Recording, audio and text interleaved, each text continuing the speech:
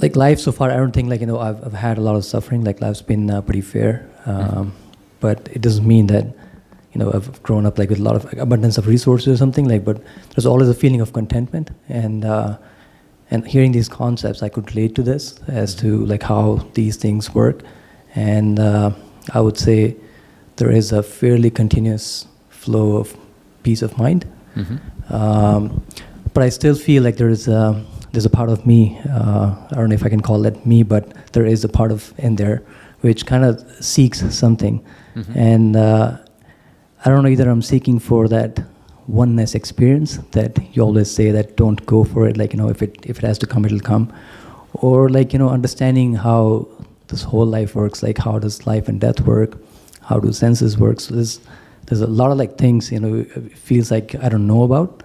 And I'm not sure like whether I'm trying to seek those things or I'm trying to seek peace of mind, but which I feel like I do have it, but there's some seeking that I feel is happening. So the seeking that is still happening is the part of you that isn't at peace, in a sense, because if when the peace of mind is complete, then there's nothing more to seek. So what you're saying makes complete sense, that you have a large degree of peace of mind, or maybe you'd say complete peace of mind, which it isn't, because you say, but there is still a part of me that suffers, right? But that's not my point. The point isn't that we shouldn't be saying, it's not about comparing ourselves or anything, but it's about recognizing that the seeking for something is suffering. Right? It is suffering. So now we really need to ask, is that seeking what I'm really looking for? Or do I have a false idea of what I'm really looking for? Like an idea that society has told me about, or that spiritual teachings have told me about, or things that I feel are important, but on investigation I might find that they're not. Right? Could it be that I have this idea of what extra I need to find that is causing the suffering, because that is the suffering, the seeking for it? And if in an instant you say, actually I couldn't care less about those things, because even if I find out about them, what will they give me? And the answer is at best pleasure. That's my answer when you look at these things, at best pleasure. But what's more important is you realize, but the problem is that if I keep seeking those answers, thinking that without them something fundamental is missing, that is what disturbs my peace of mind from being total. So I believe that you have a large degree of peace of mind. In fact, I can very much relate to what you say from my own very personal experiences. There was a lot of peace of mind, but I didn't necessarily fully appreciate that it was there, and that actually that's what the spiritual search was all about, which is why at the beginning of the talks, I guess I framed it in a sense that said, after all of the realizations and insights, what are we actually left with in practical terms? And the answer that I put forward was, all of that seeking and understanding is really there just to leave us in a position where peace of mind is there. So I had a lot of peace of mind, but I was convinced, a part of me was convinced that this spiritual search is about much more than that. The spiritual search is about seeing reality. That's what the process that I was on, the path I was on, included a lot of pointers that were very helpful at bringing about change, but I sort of held them a little bit too literally, or related to them. I didn't see the full reason of why certain things were being said. And so I was convinced that enlightenment is about some very radical seeing of truth that I currently don't have. And I didn't feel like I had this truth that books, volumes and volumes are written about. And so there was a seeking for this truth that I didn't feel I had. Because my expectation was this truth. And at the beginning of the search, I had read something which was very useful at that time. It said, you don't know yourself fully. That's the error. When you come to know yourself, you'll see that you are brighter than the light of 1 billion suns. And when I read that, I thought, wow, this is the search. This is what I'm going to dedicate my life to. So that's why it was written there, right? That's why it said that, because at a certain point, it's sort of like spiritual marketing to get you hooked in a process that will give you what you need. But sometimes it needs to suggest that it's going to give you much more so that you remain interested. So there's all these things along the way that get put in place, and sometimes we don't relate to them so healthily. And so I was convinced that enlightenment is about some fundamental truth. And that when that's understood, then the experience is going to be radically different, essentially, who knows what, but not just ordinary, because now I have the truth of the universe. When we look at it, we can see that this truth and ignorance can refer to something very small, like I'm not the doer, where the error is I believe I'm the doer, the truth of the matter is you're not the doer. And so the process had done that. It had dissolved the doership belief by and large. And so there was peace. And so essentially I had the truth. But I also had an expectation that the truth was much more than that. So I wasn't relating to that as the truth, let's say.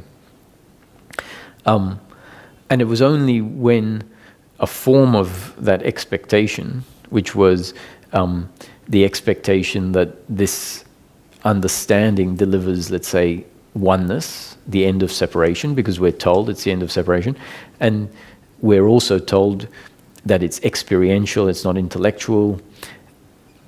And then on top of that, there are oneness experiences that can happen, and they're very profound, they feel very profound. And so then the intellect says, this is it, this is what it's about, this oneness experience. And is it really about that? Is the end of separation really talking about an experiential shift where the sense of being a person isn't there anymore? It's, people will be watching and saying, yes, that's exactly what it's about. And if you say anything different, you just haven't understood. Right?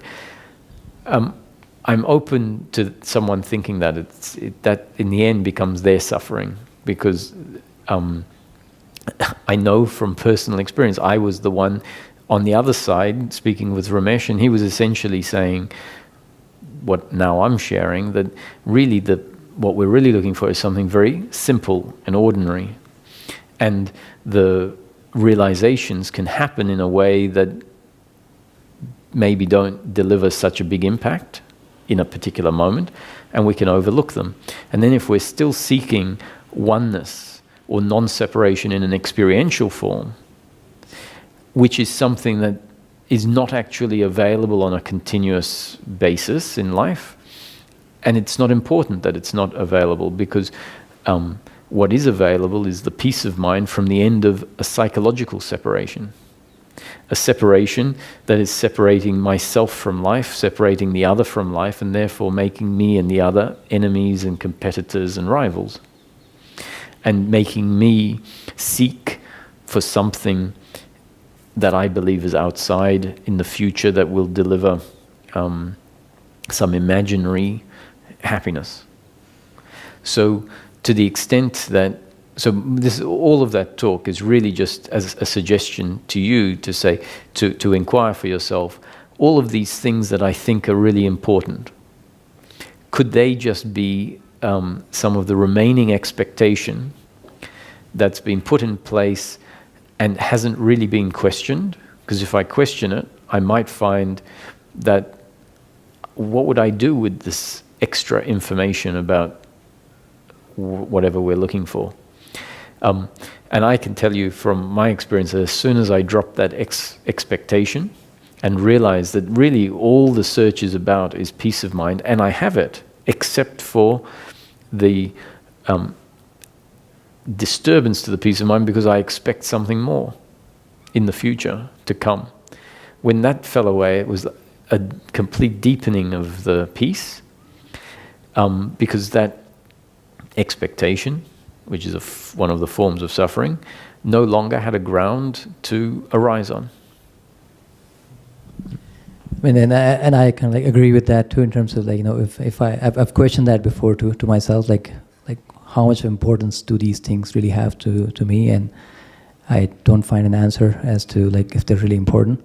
Mm-hmm. But it's just that when I come across some of the spiritual discourses, and then they're saying like, you know, about so many big experiences, and then kind of like you look back and it's like, oh, am I lacking something? Like it's only when you look at others and it kind of like gives you some kind of doubt about yourself, that is that it, or there's so much more to still look forward to. Like it's So the solution for that one, it's important for you to see that as soon as comparison comes in, that you start doubting. If there's no comparison, then there's no real space for doubt. So already that's a hint that says I'm getting caught up. So if there's suffering, if you're not comparing and there's suffering there, then the suffering that's there has its own problem that needs to be undone. But if there's no suffering there, and then the suffering comes only when you start reading about these other things that apparently you don't have, then you can start to see that the suffering is directly related to a wanting something and thinking you don't have something, rather than an innate problem that's there before that happens. So I remember reading Osho's Book of Secrets, which is a thick book, and it's got a lot of practices in there. And I had received this when I had done a course, and I'd never read it. And it seemed like a very impressive book. And at some point I was going on holiday, and I thought I'll take this and I'll read it while I'm on holiday. And this was after my experience of suffering in life had come to an end. And I remember it was on page 109 that I started to feel something strange, something that I hadn't felt for a long time. And when I looked at it, I realized that having read 109 pages of essentially practices to realize something, that's what their awareness practices and things like that, that a doubt or even a seeking for something that each practice said, this is what you need to see out of this practice. And in an instant I closed the book, and I realized, of course, this isn't for me, the book isn't for me. That's relevant when the suffering is still there. All those practices are very relevant things to show you things that haven't been seen in order to undo the suffering. But if that's been undone, and then we become convinced that we're missing something, which happens sort of accidentally, because I was innocently going through these things, and inadvertently a slight thought that, oh, I'm trying to get somewhere. And as soon as the suffering went, I realized what it was, closed the book, and everything was fine again. So it's very important to see the nature of the suffering. And if it is because of comparison, if it is because of some idea, or am I missing anything, then understand that is expectation, that's a form of suffering. And as the peace is appreciated, and you really ground into it and realize, this is really all I'm looking for, because it is such an amazing gift to find yourself at peace regardless of unfortunate circumstance arising. So once that's grounded in, then people could tell me anything about what enlightenment really is. And it might be it's just a different enlightenment to what we're talking about in this teaching, because in this teaching it says enlightenment is simply the end of suffering. Now if someone says, but you know, that's such a shame, if you stop there, what you're missing out on is this other enlightenment. And I'd say, well, I couldn't care less about that other enlightenment. Because when we're grounded in peace of mind, my experience is there's nothing more than that I would want. Any pleasure or pain that is going to come in life will come, and I'll get to enjoy it or endure the pain. That doesn't require me to go seeking for it. So if someone asked, would you give up your peace of mind for anything? They could put anything on the table. I said, no way.